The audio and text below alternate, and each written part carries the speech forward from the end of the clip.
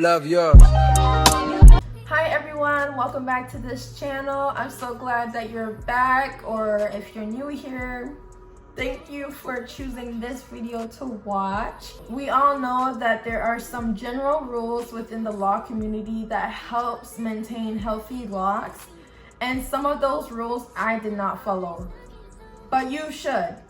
So in this video, I just wanted to quickly go over some of the rules that I did not follow and the repairs that I did and ways you can avoid those mishaps.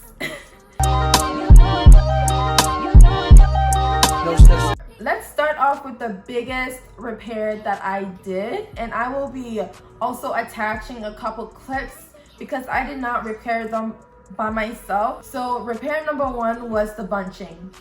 Some people like the bunching, some people don't like the bunching. For the ones who don't know what bunching is, it's when your locks sort of create bumps.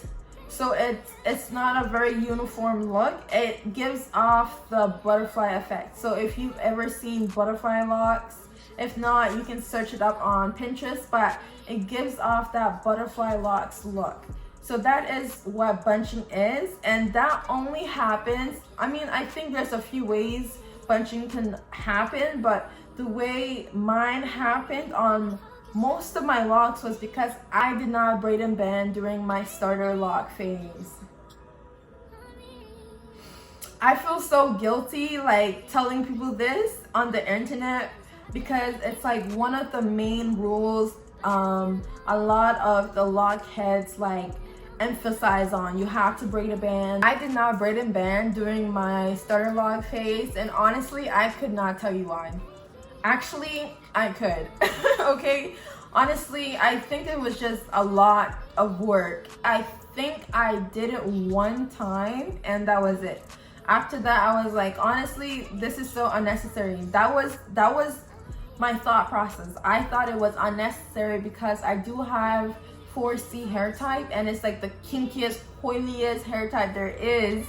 So in my head, the logic was my hair is too curly for it to unravel easily, and that was not the case. Especially the locks near the perimeters of my head, they would unravel like every day. Before I realized the importance of it, it was already too late. My locks were already in the middle process of locking. The twists were starting to disappear, so there was really no point to start braiding and banding because the bunching was already there. More than half of my locks had bunching in it, and I would just attach a few video or pictures of what I mean and how they look like. At first I thought I was capable of fixing them myself until I realized how much of my locks actually had. And you actually have to be good enough to use the crochet needle tool to get rid of the bunching. If you don't do it well, then the bunching will not disappear as easily. So I did a few repairs on a few of my locks, the smaller ones, the ones that were not as dramatic, but the rest I just left it. Recently I traveled to Alberta in Canada, and I found somebody a loctician you could say, who was really good with the needle. Based on her Instagram profile and everything, she worked really fast as well, because if you can imagine how long it would take, because I have so much, so I had no idea like how long it would take. But based on her videos, it seemed like she was very professional with the tool, and like her speed was the key factor. To be honest, I did not want to spend the whole day. I did have fat ends, so she also crocheted literally almost all of my locks, because the blonde parts are a bit thicker than the black ones. I'm not sure why, but that seems to be like a common thing in the lock community, so I wasn't too like pressed about it. I really appreciated the fact that she went all through my locks to fix the ends as well, to really give my locks that uniform look, and that's really what I'm looking for. The second repair I did to my locks was combining. So when I first started, I actually started really small at the back of my head.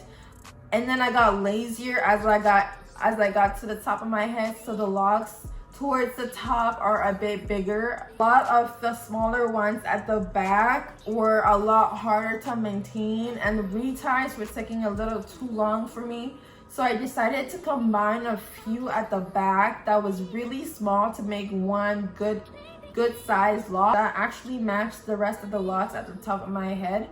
The way I combined them was during my retie, I literally just interlocked 2 locks together to make 1 lock. As time goes on, they would grow together. During that appointment where I fixed my bunching, I actually snipped off the ends of one of the combined locks, and I used that lock for the for the perimeter of my head. I'm going to go deeper into that a bit later on into this video. Highly recommend, if your reties are taking too long, if you're scared of thinning, I recommend combining your locks, snipping one off and then attaching it somewhere. I'm not sure, wherever you choose, wherever it needs to be. The reason why I attached a few of my locks, actually 2 of my locks that I snipped off from the back and attached it to the front, was because 2 of the locks refused to lock up. And you guys know I'm almost 2 years locked, and the fact that I still have locks that refuse to lock up was so annoying. So during that bunching repair appointment, I told her if she could attach the lock that I snipped off to 2 of the locks, and I'm just gonna like zoom in or come closer to the camera to show you guys the 2 locks that I attached. And also I will attach the clip of me at the appointment and the before and after of her attaching that lock. So this is one of the locks that she attached. It was honestly, this one, there was literally nothing here. There is nothing here. Like I said, you will see it in that video. And she grabbed the tiniest bit of hair that was there, and she attached one of the thinnest locks that I cut off. And then this one as well was what she attached. This one was definitely longer. It was like about this length, but it just kept unraveling, and I was just so over it. And I decided to also attach one of the locks I cut off to this lock. And honestly, the size difference matches the base so well, so I'm sure that's gonna do well once it grows out and matures. It won't be like thinning, because I made sure like the thickness between the 2 would match up good. To round this up, that was really the 3rd major repair I've done so far with my locks, and in total I did 3 major repairs. Honestly, these ones are so preventable. You can easily avoid these, but things do happen.